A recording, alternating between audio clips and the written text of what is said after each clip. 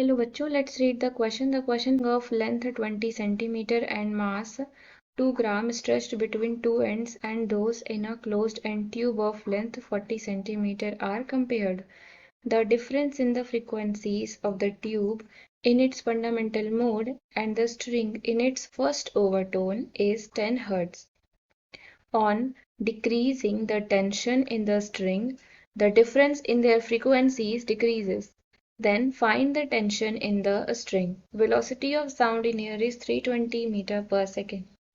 तो यहाँ पर आपको दिया गया है कि जो वाइब्रेशन है स्ट्रिंग में, जिस स्ट्रिंग में वाइब्रेशन है उसकी लेंथ आपकी क्या है 20 सेंटीमीटर है और उसका मास दिया हुआ है 2 ग्राम और उस स्ट्रिंग को दो एंड से स्ट्रेच किया जा रहा है and those in a closed end tube of length 40 centimeter are compared। और इन दोनों का क्या हो रहा है, कंपैरिजन हो रहा है।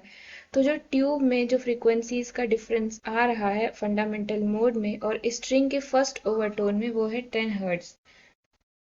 तो अगर हम टेंशन को डिक्रीज करते हैं स्ट्रिंग में तो यहाँ पर क्या हो रहा है कि फ्रीक्वेंसीज भी उनका जो डिफरेंस है फ्रीक्वेंसीज का वो भी डिक्रीज हो जा रहा है। तो हमें बताना है कि टेंशन अब कितनी है, क्योंकि टेंशन हमने डिक्रीज कर दी है तो अब टेंशन कितनी है हमें यही बताना है। तो सबसे पहले हम यहाँ पर अपना की कॉन्सेप्ट मेंशन करेंगे। So here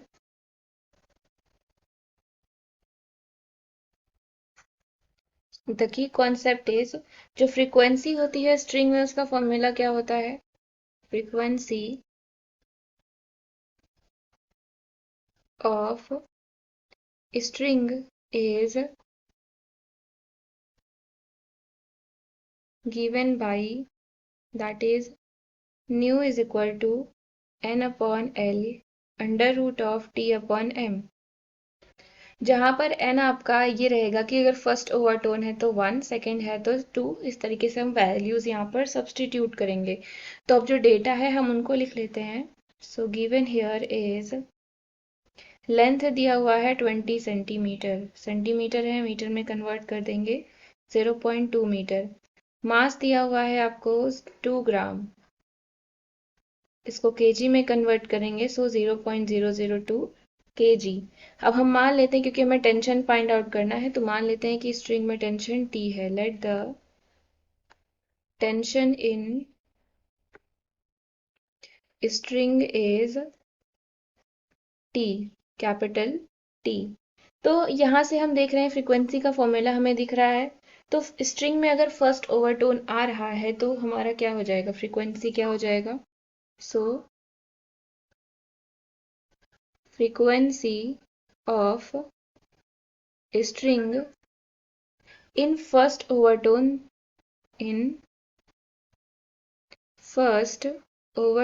is, that is nu is equal to 1 upon L under root of T upon M। यहाँ पे वैल्यू अगर हम पुट करेंगे तो क्या होगा,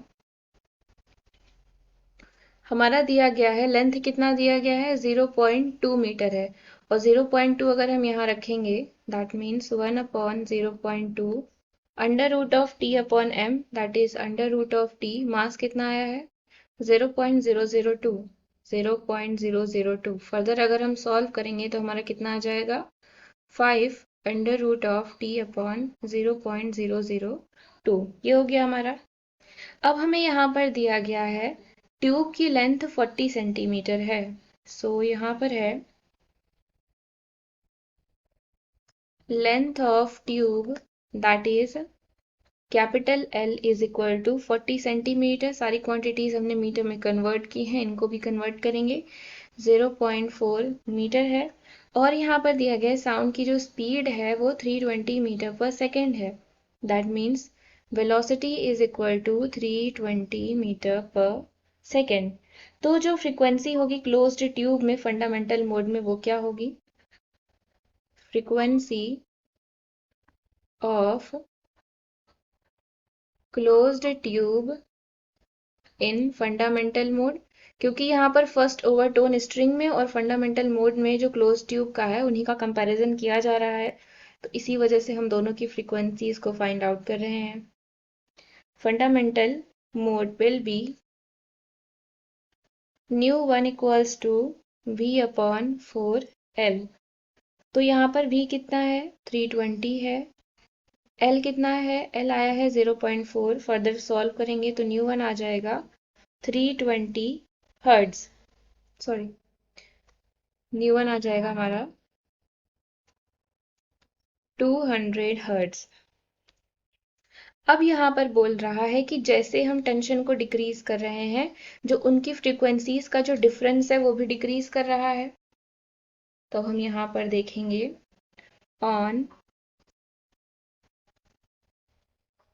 डिक्रीजिंग टेंशन, टेंशन हम डिक्रीज कर रहे हैं, डिफरेंस उनकी फ्रीक्वेंसीज का डिक्रीज कर रहा है। और फिर क्या हो जा रहा है, डिफरेंस जो हो जा रहा है वो क्या हो जा रहा है, 10 हर्ट्ज हो जा रहा है। दैट मीन्स यहाँ पर क्या हो जाएगा, nu minus nu one equals to 10 hertz. अब हम यहाँ पर वैल्यूज को फुट अप करेंगे, that is 5 under root of T upon 0.002 minus nu one कितना आया है हमारा 200 equals to 10 hertz.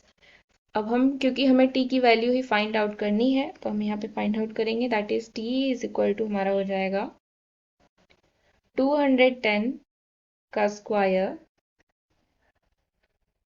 Into 0.002 upon 5 का स्क्वायर।